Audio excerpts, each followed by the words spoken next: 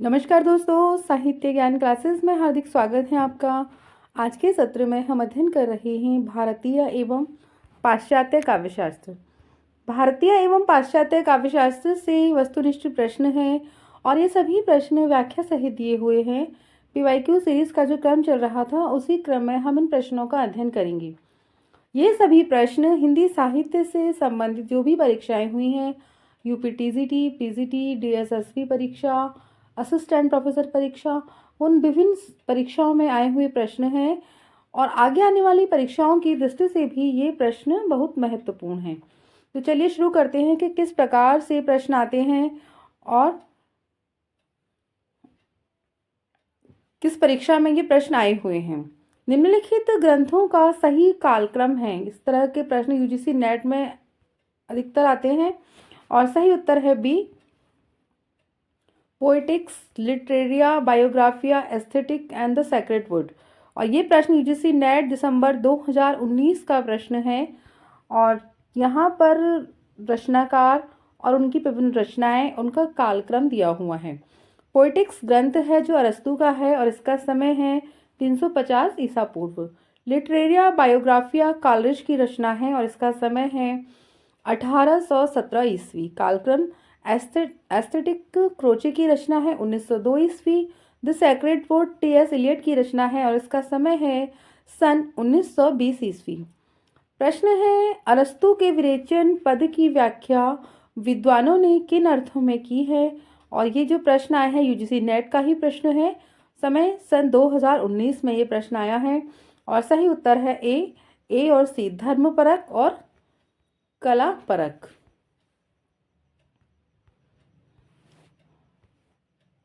अरस्तु के विरेचन पद की व्याख्या विद्वानों ने धर्मपरक और कलापरक अर्थों में की है।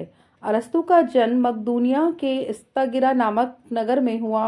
अरस्तु के गुरु का नाम प्लेटो था। अरस्तु अनुकरण एवं विरेचन सिद्धांत के प्रवर्तक थे।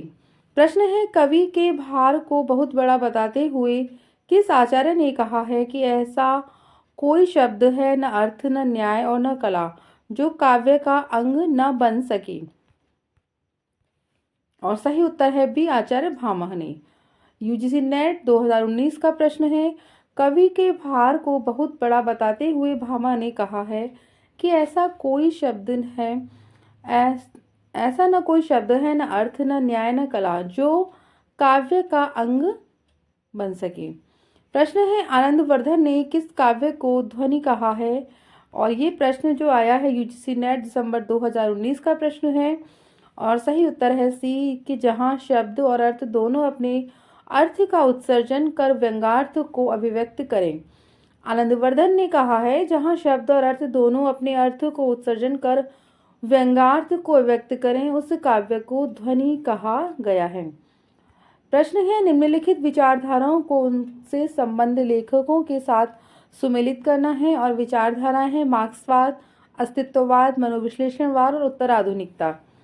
तो देखते हैं कि मार्क्सवाद एंगल्स का है, अस्तित्ववाद काफ्का, मनोविश्लेषणवाद यूंग का है और उत्तर आधुनिकता रोला बार्थ का। तो ये इनसे संबंधित लेखक हैं। प्रश्न है, प्लेटो के अनुसार एक समर्थ कवि काव्य रचना किस प्रकार करता है। और ये जो प्रश्न आया है यूजीसी नेट का ही प्रश्न है। सही उत्तर है ए, प्लेटो के अनुसार एक समर्थ कवि किसी सचेष्ट कलापरक प्रेरणा की अपेक्षा दैवीय शक्ति से प्रेरित और अभिभूत होकर काव्य रचना करता है। प्लेटो प्रत्ययवादी दार्शनिक या आत्मवादी दार्शनिक थे, यानी प्रत्ययवादी भी कह सकते हैं और आत्मवादी भी। तो दोनों ही अगर ऑप्शन में है तो दोनों ही सही हैं। अधिकतर यही आता है कि प्लेटो कैसे कवि हैं, तो प्रत्ययवादी दार्शनिक हैं। इनके प्रमुख ग्रंथ हैं इयॉन, फेदरुस, लॉज और रिपब्लिक। प्रश्न है, निम्नलिखित आचार्यों का सही कालक्रम चुनना है। और यहाँ पर कुछ आचार्यों के सही कालक्रम दिए हुए हैं। यूजीसी नेट में ये प्रश्न आया है, सन 2019 का प्रश्न है। आचार्य दंडी का जो समय है वो 7वीं सदी का उत्तरार्ध है। आचार्य आनंदवर्धन का समय 9वीं सदी मध्य भाग। कुंतक का 10वीं और 11वीं सदी। रूमिक का 12वीं सदी। आप अगर इन सभी के बारे में विस्तार से अध्ययन करना चाहते हैं, इनका समय, इनकी प्रमुख रचनाएं, प्रमुख पंक्तियां, तो आप चैनल पर इनका वीडियो है, आप उसको जाकर देख सकते हैं। भारतीय काव्यशास्त्र के प्रमुख कवि। अगला प्रश्न है, किस आचार्य ने शक्ति लोक व्यवहारित से प्राप्त निपुणता तथा काव्यों की शिक्षा प्राप्त कर लिया गया अभ्यास को काव्य हेतु माना है? और ये जो प्रश्न आया है यूजीसी नेट 2019 का प्रश्न है। सही उत्तर है डी, आचार्य मम्मट। आचार्य मम्मट ने शक्ति लोक व्यवहारित से प्राप्त निपुणता तथा काव्यों की शिक्षा प्राप्त कर लिया गया अभ्यास को काव्य हेतु माना है इन्होंने। इनका प्रसिद्ध ग्रंथ काव्य प्रकाश है। कॉलरिज के अनुसार क्या है? विकल्प चुनना है और सही विकल्प है बी और डी। कल्पना कार्यत्री प्रतिभा है, यही कवि की सृजनात्मकता है। कल्पना में वैज्ञानिकता सुश्रृंखला नहीं होती। कॉलरिज के अनुसार कल्पना कार्यत्री प्रतिभा है, यही कवि की सृजनात्मकता है। कल्पना में वैज्ञानिक सुश्रृंखला नहीं होती। कॉलरिज के प्रमुख ग्रंथ हैं the Friend, Biographia Literaria, Church and State, Aids to Reflection. तो ये इनकी प्रमुख रचना है। इसमें बायोग्राफिया लिटरेरिया बहुत प्रमुख है, इससे बहुत बार परीक्षाओं में प्रश्न पूछे जाते हैं। अगला प्रश्न है कि अपने काव्य सिद्धांत की निर्मित के लिए किस पाश्चात्य आचार्य ने सहजानुभूति की अवधारणा का सहारा लिया है? और सही उत्तर है बी, आचार्य क्रोचे। ये प्रश्न भी यूजीसी नेट का ही प्रश्न है।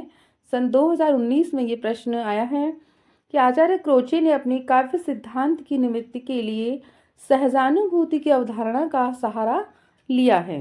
क्रोचे व्यंजनावाद के प्रवर्तक हैं। इनके एस्थेटिक नामक ग्रंथ इतावली भाषा में लिखा हुआ है। तो प्रश्न है, एस्थेटिक ग्रंथ कैसा है? यह अभिव्यंजना से संबंधित है और ये इतावली भाषा में लिखा गया है, जो 2 भागों में विभाजित हैं। प्रथम भाग में सौंदर्य शास्त्र का सैद्धांतिक विवेचन और द्वितीय भाग में सौंदर्य शास्त्र का इतिहास है।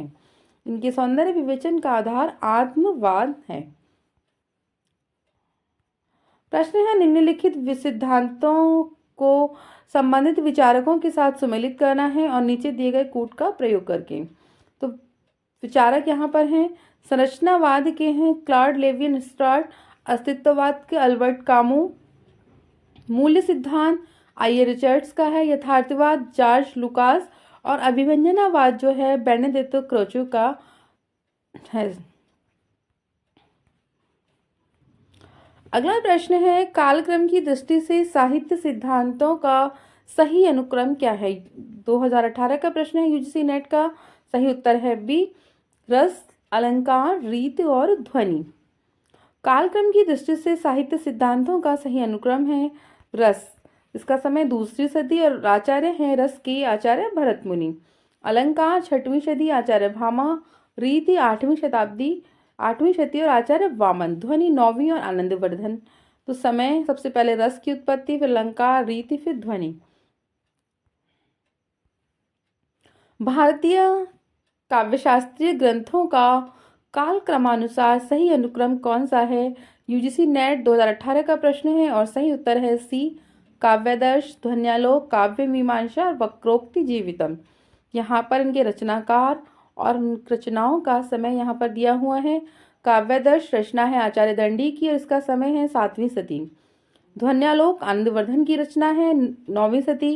राजशेखर की रचना है काव्य मीमांसा 9वीं सदी का उत्तरार्ध और कुंतक की है वक्रोक्ति जीवितम 10वीं सदी। तो इन रचनाओं के समय से भी प्रश्न आते हैं। जन्म वर्ष के अनुसार पाश्चात्य विचारकों का सही अनुक्रम है और सही उत्तर है B, Samuel Taylor Coleridge, Matthew Arnold, Oscar Wilde, I A Richards. Samuel Taylor Coleridge का जो जन्म है वो सन 1772 ईस्वी में हुआ। मैथ्यू अर्नोल्ड का 1882, ऑस्कर वाइल्ड का 1856, आइए रिचर्ड्स का सन 1893 ईस्वी में हुआ है जन्म। तो जन्म काल से भी संबंधित प्रश्न आते हैं परीक्षाओं में। निम्नलिखित में से कौन से पश्चिमी विचारक 20वीं सदी में मौजूद नहीं थे? और ये प्रश्न यूजीसी नेट 2018 का प्रश्न है। सही उत्तर है बी, सैमुअल टेलर कॉलरिज। पश्चिमी विचारक 20वीं सदी में मौजूद नहीं थे। कॉलरिज 1972 ईस्वी यानी 18वीं सदी के पश्चिमी विचारक थे, जबकि रिचर्ड्स, बेनेडिक्टो क्रोचे और सिगमंड फ्राइड पश्चिमी विचारक 20वीं सदी में मौजूद थे। टेलर कॉलरिज का प्रमुख ग्रंथ बायोग्राफिया लिटरेरिया, आइए रिचर्ड्स की पुस्तक principle of literary and criticism, science and poetry, और क्रोची की पुस्तक है एस्थेटिक। तो ये इनकी प्रमुख रचनाएं हैं। इनसे प्रश्न बार बार बनते हैं। प्रश्न है, कॉलरिज की काव्य संबंधी धारणा का प्रमुख आधार क्या है? यूजीसी नेट 2019 में ये प्रश्न आया है और सही उत्तर है बी, जैववादी सिद्धांत। सेमोन टेलर कॉलरिज, इनका जन्म 1772 ईस्वी में का समय था इनका, कि काव्य संबंधी धारणा जैववादी सिद्धांत पर आधारित हैं। इनकी प्रमुख ग्रंथ हैं द फ्रेड 1817 ईस्वी, aids to reflection 1825, church and state 1833, confessions of inquiring spirit 1840। वाद, प्रमुख वाद यानी विचारक और उनके प्रमुख प्रवर्तक। स्वच्छंदतावाद के प्रवर्तक हैं वर्ड्सवर्थ, यथार्थवाद कार्वे, संरचनावाद के प्रवर्तक हैं प्रोफेसर फार्डनाद सस्यूर, प्रतीकवाद बाल्देयर, बिंबवाद टियरहूम, अजनबीपन स्कोलोवस्की, विखंडनवाद जैक देरिदा। तो इनसे बहुत बार प्रश्न आते हैं। सबसे ज़्यादा स्वच्छंदतावाद, यथार्थवाद, स्वच्छंदतावाद, यथार्थवाद और विखंडनवाद तो परीक्षाओं में बार बार पूछा जाता है। रचना काल की दृष्टि से निम्नलिखित रचनाओं का सही अनुक्रम क्या है? तो सबसे पहले है नाट्यशास्त्र, जो आचार्य भरत मुनि की रचना है। काव्यालंकार आचार्य भामा, ध्वन्यालोक आनंदवर्धन और साहित्य दर्पण आचार्य विश्वनाथ की कृति है। अगला प्रश्न है, आचार्य भरत ने काव्य दोषों की संख्या कितनी मानी है? और सही उत्तर है डी, 10।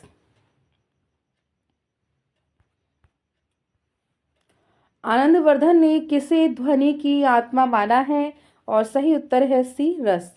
आनंदवर्धन ने रस ध्वनि को ध्वनि की आत्मा स्वीकार किया है। आनंदवर्धन का समय है 9वीं शती का उत्तरार्ध, को ध्वनि संप्रदाय का प्रवर्तक माना जाता है। इन्होंने ध्वन्यालोक नामक ग्रंथ की रचना की है। ध्वनि को इन्होंने काव्य की आत्मा माना है। कुछ अन्य हैं अलंकार और प्रमुख संप्रवर्तक और उनके संप्रदाय। अलंकार संप्रदाय आचार्य भामा, रीति वामन, रस भरतमुनि और औचित्य आचार्य क्षेमेंद्र। तो ये अलंकारों से संबंधित भी प्रश्न आते हैं कि कौन सा संप्रदाय किस प्रवर्तक का है। रस की प्रस्तुति के लिए तदुपदानुसंधान शब्द का प्रयोग किस आचार्य ने किया है? सही उत्तर है सी, आचार्य भट्टलोलट। उत्पत्तिवाद के प्रवर्तक भट्टलोलट ने रस की प्रस्तुति के लिए तदुपदानुसंधान शब्द का प्रयोग किया। इनका रस सिद्धांत मीमांसा दर्शन पर आधारित है। इन्होंने रस की अवस्थिति मूलतः अनुकार अर्थात ऐतिहासिक पात्र रामादि में होती है तथा गौण रूप में अनुकर्ता में भी। निम्नलिखित रस सूत्र और उनके व्याख्याकार: उत्पत्तिवाद भट्टलोलट, अनुमितिवाद शंकुक, भुक्तिवाद भट्टनायक, अभिव्यक्तिवाद आचार्य अभिनव गुप्त। प्रश्न है, अभिनव गुप्त के अनुसार मानव मन में वासना, अभिनव गुप्त के अनुसार कौन सा कथन सही है? और सही है इसमें सी, अभिनव सी में है ए और सी, तो 2 कथन सही है। मानव मन में वासना रूप में स्थित स्थायी भाव का साधारणीकरण होता है और साधारणीकरण की अवस्था में प्रेक्षक स्वपर के बंधन से छूट जाता है। अभिनव गुप्त का जन्म 10वीं सदी का उत्तरार्ध कश्मीर में स्वीकार किया जाता है। इन्होंने व्याकरण शास्त्र, ध्वनि शास्त्र, नाट्यशास्त्र का अध्ययन क्रमशः नरसिंहगुप्त, भट्ट इंद्राज और भट्टोत को गुरु मानकर किया। अभिनव गुप्त ने तंत्रालोक नामक श्रेष्ठ दार्शनिक कृति की रचना की है। गुप्त जी के अनुसार साधारणीकरण का अवस्था में प्रेक्षक स्वपर के बंधन से छूट जाता है। अगला प्रश्न है कि काव्य भाषा के संदर्भ में निम्नलिखित में से कौन सी मान्यता वर्ड्सवर्थ की नहीं है? और सही उत्तर है बी, भाषा में मिथक और बिंबों का प्रयोग होना चाहिए।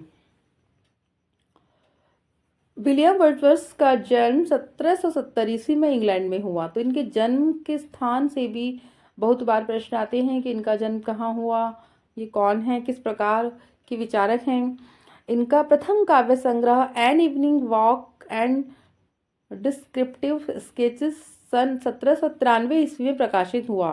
वर्ड्सवर्थ के अनुसार कविता प्रबल भावों का सहज उच्छलन है। वर्ड्सवर्थ ने काव्य भाषा के संबंध में 3 मान्यताएं प्रस्तुत की हैं कि काव्य में ग्रामीणों की दैनिक बोलचाल की भाषा का प्रयोग होना चाहिए। दूसरा है, काव्य और गद्य की भाषा में कोई तात्विक भेद नहीं है। प्राचीन कवियों की भावोद्बोध जितना सहज है, उनकी भाषा उतनी ही सरल। भाषा में कृत्रिमता और आडंबर बाद के कवियों की देन है। इन्होंने बाह्याडंबर और बड़े बड़े भारी भरकम शब्दों से कविता को बचाने की बात कही है। निम्नलिखित ग्रंथों को उनके रचयिताओं के साथ सुमिलित करना है और सही उत्तर है दिए गए ग्रंथ और रचनाकार। पेरिप्सस रचना है लॉन्जाइनस की, the sacred wood T S. Eliot, poetics अरस्तु, biographia literaria Coleridge, lyrical ballads William Wordsworth. प्रश्न है कि निम्नलिखित आचार्यों को उनके कथनों के साथ सुमिलित करना है। आचार्यों के द्वारा दिए हुए कथन हैं। दंडी का है शरीरम तावदिष्टाम यवच्चनाम पदावली। भामा है शब्दार्थो शहितो काव्यम गद्यम पद्यम च द्विधा। वामन का है काव्य शोभायाम कर्तारो धर्मा गुणा। क्षेमेंद्र ने कहा है अनौचित्यादते नान्यात रस भंगस्य कारणम। रीति संप्रदाय का प्रवर्तक किसे माना जाता है? और सही उत्तर है ए आचार्य वामन को। ये प्रश्न देखो, मध्य प्रदेश उच्च माध्यमिक शिक्षक परीक्षा 2018, हरियाणा असिस्टेंट प्रोफेसर परीक्षा 2017, यूपी पीजीटी सन 2010 में प्रश्न आया है। और सही उत्तर है ए आचार्य वामन। वामन को माना है वामन ने कुल 6